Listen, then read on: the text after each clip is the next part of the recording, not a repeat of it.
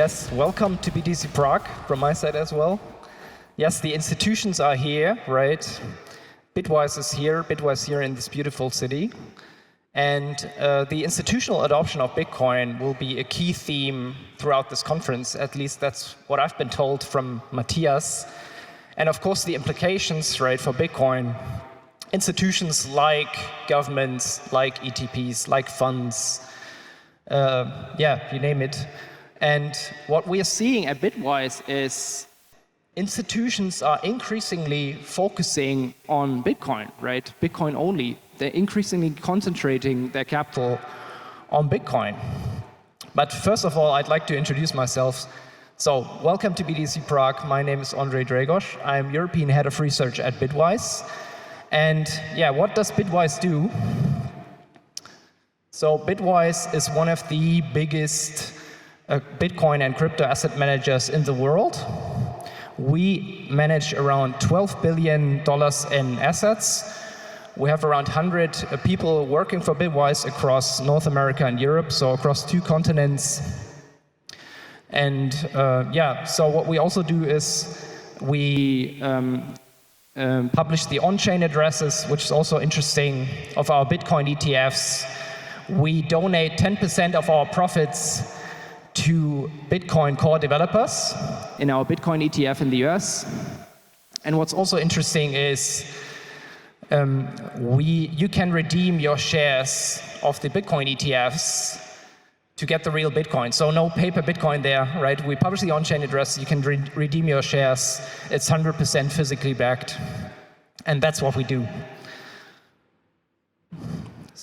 So when we talk with traditional financial investors, I think there's a huge gap between perception and reality, right, as far as Bitcoin and crypto is concerned, right? Most traditional financial investors, they think like, okay, Bitcoin is just one of many crypto assets, right, within this crypto asset universe. And there's so many others, right, but it's not like the majority. It's just one of many. That's the perception, right? The reality is, it's completely different, right? So Bitcoin is by far the most dominant crypto asset, and it needs to be viewed through a different lens, right? So Bitcoin, as you can see here, by market cap, is around 64%, right? It's almost 2/3 of the whole market, and this includes all crypto assets. The last number I've seen was around 40 million different crypto assets. So among 40 million different crypto assets worldwide, Bitcoin demands 64% of the market cap. Right? Think about it, it's so dominant. And the key thing to notice is it has kept its dominance despite rising token supply, right? Despite rising supply of different crypto assets over time, right? Laser pointer doesn't work, but fine. So you can see the Bitcoin dominance, which is the percentage of Bitcoin's market cap relative to the total market cap of the whole market, right? It has kept above 50% most of the time, right? There are some instances during bull markets, such as 2017, where it has dropped below, right? Other crypto assets have gained dominance. But still, you can say, okay, it has demanded usually more than half of the whole market, right? And I like this kind of slide because it's actually from Jess Myers Krozos. He's called Krozos on Twitter. And it's a great slide because I think it shows how Bitcoin and other crypto assets have developed, right? Bitcoin launched in 2009, right? It was the first true invention of digital scarcity, right? Via proof of work, we actually transferred physical scarcity in terms of energy into the digital realm, right? That's the innovation of Bitcoin. And over time, of course, you had many copies of this digital scarcity. That's how Jess Myers thinks about it, and I think it's quite, it's quite fitting. You had crypto assets like Litecoin, like Dogecoin, that are literal copies of Bitcoin's proof of work algorithm, right? And so over time, you have this increasing supply of different tokens, right, of different copies of digital scarcity, right? That's one way to think about this. Another one is by Lynn Alden. So Lynn Alden, she says, she actually compares most crypto assets to a shabby kind of cheap copy of an iPhone. Yeah. So she said, imagine making an iPhone and then 20,000 imitators make a buggy knockoff fake iPhone with a glued-on Apple symbol that doesn't work properly. That's Bitcoin versus crypto. That's her true opinion on Bitcoin versus crypto, right? So it's like also this kind of copy of digital scarcity, right? And when we talk to institutional investors, what they always say is like, Bitcoin's not scarce, right? Bitcoin's not scarce because I can create my own Bitcoin, right? I can copy the code, I can replicate the code, and have my own Bitcoin. I can infinitely increase the amount of Bitcoins, right? It's not scarce. And what we usually show them is this kind of slide. Of course, you can copy the code of Bitcoin, you can replicate it, but you can't copy the network, right? You can't copy the security of the network, you can't copy the degree of decentralization, right? And this compares Bitcoin, BTC, Bitcoin Cash, and your probably most favorite coin, Bitcoin Satoshi Vision, BSV. And you can see, Bitcoin's degree of decentralization and Bitcoin's degree of security, the level of security, outweighs those of copies of Bitcoin by a very wide margin, right? It doesn't even compare, right? Like we have more than 20,000 full nodes that run the Bitcoin protocol, that validate transactions. This number is actually outdated. We already have a hash rate of 1 zeta-hash. That's a ridiculously high number. It's like a 1 with 21 zeros. Yeah.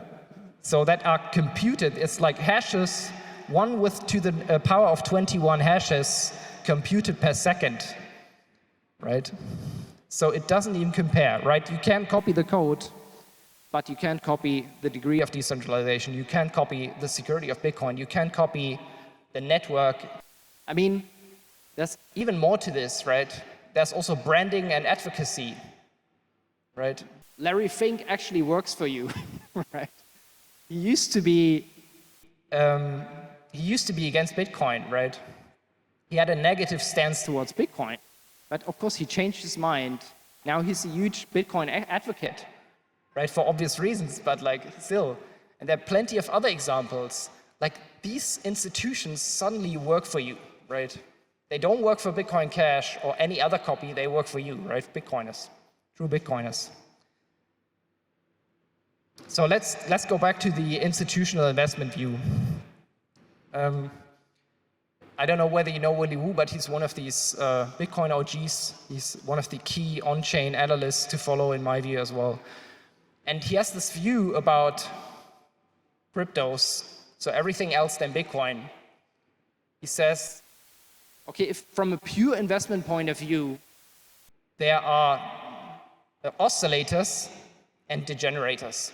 Yeah, what does he mean by that? So oscillators are tokens, crypto assets, like Dogecoin, that tend to outperform during bull markets and tend to underperform during bear markets. But overall, they can keep up with the performance of Bitcoin, right? They tend to mean revert, and so they oscillate, right, with Bitcoin. Dogecoin is one of these examples.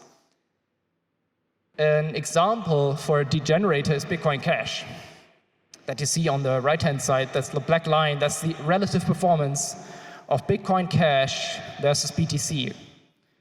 And you can see it's been trending down, right? It's like a slow death. Yeah, but it's been trending down and it's been underperforming structurally. And Willy Woo says, unfortunately, most of these cryptos are degenerators, right? And he's done like a study with thousands of crypto assets.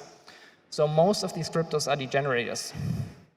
Even if you look at the top 20 major crypto assets and you do like a deep dive on statistical analysis, you can say, maybe it's a bit too simplistic, but you can generally say most cryptos are high beta and negative theta derivatives of Bitcoin. What do I mean by this, right? It's like investors' parlance for high beta means, okay, this token outperforms in a bull market, but it tends to underperform in a bear market, right? That means high beta. And even more than Bitcoin, of course, right? But it's both ways, right?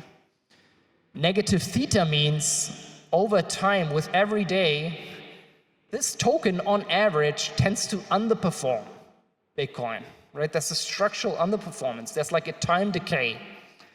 It's like degenerating, right? It's degenerating over time. And as you can see, even among the top 20 major crypto assets by market cap, I'm not talking about like the bottom 100 or 1,000, like the top 20, you can see only a handful of crypto assets has a positive theta, right? Meaning has a positive time trend relative outperformance against Bitcoin, right?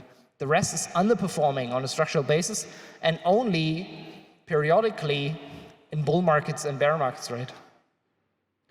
So yeah, also same conclusion, most cryptos are degenerators. Now, there's little performance persistence among major crypto assets. What does it mean? So if you look at the top 100 crypto assets, for instance, in 2017, right? And you ask yourself, how many of these top 100 has actually survived, right? In 2025, right? And the answer is 23, right? 23 is like 23% of those crypto assets have remained in the top 100. The rest has dropped out, right? It's less than a coin flip. So even if you're an investor, you think about statistics, okay, it's my odds are actually against me, right? And here's the harsh truth. So this is a study by CoinGecko. It's not our research, it's CoinGecko. They run one of the largest data sets on different kinds of crypto assets, right? And what they found out is 3.6 million cryptos have failed since 2021, right? Year to date, it's been 1.8 million. It's an incredible number, right? 3.6 million. I don't know how many per day this is, but yeah, so many crypto assets have failed. They've been delisted, right? Of course, they've dropped out of these market cap rankings. They don't trade anymore, right? So they've failed.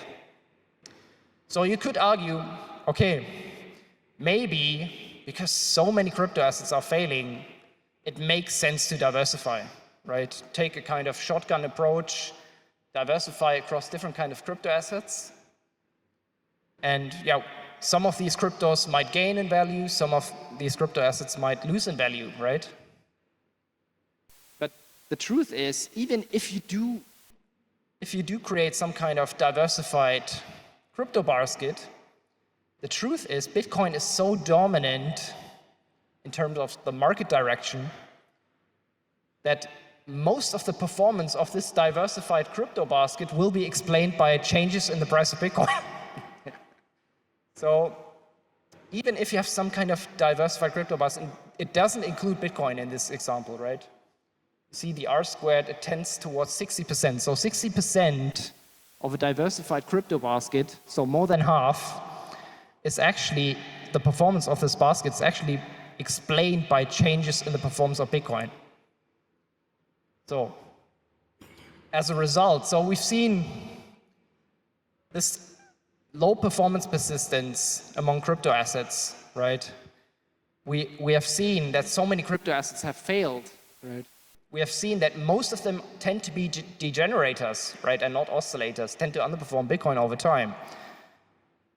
What we're seeing now is, especially since Trump actually won the election in the US, we've seen that institutional investors, they're increasing their allocation to Bitcoin only, and most other cryptos, they actually, they divest from the most other crypto assets, like Ethereum, right, like XRP.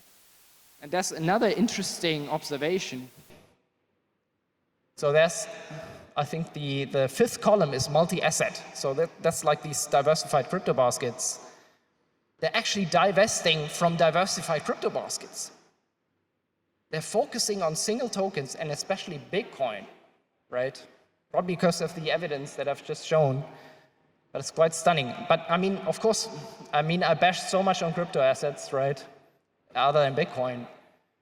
But I mean, you have these use cases, right? I mean, real world asset tokenization and stable coins are real use cases, right? I mean, we've seen more usage of Tether than Bitcoin and emerging markets and so on, right? So there's real value in these. But the way I see crypto is, cryptos, they are an evolution of traditional finance, right? They improve the existing traditional financial system. They enhance 24/7 trading, right? Payment versus settlement. But it's just an evolution, right? While Bitcoin is a revolution of traditional finance. It's a complete paradigm shift, right? It has so many different implications. And yeah, how do you value a revolution of traditional finance? We're probably here all to find out, right?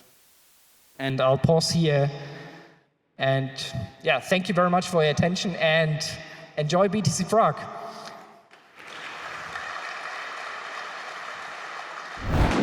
Secure your BTC Prague 2026 ticket at the lowest possible price now.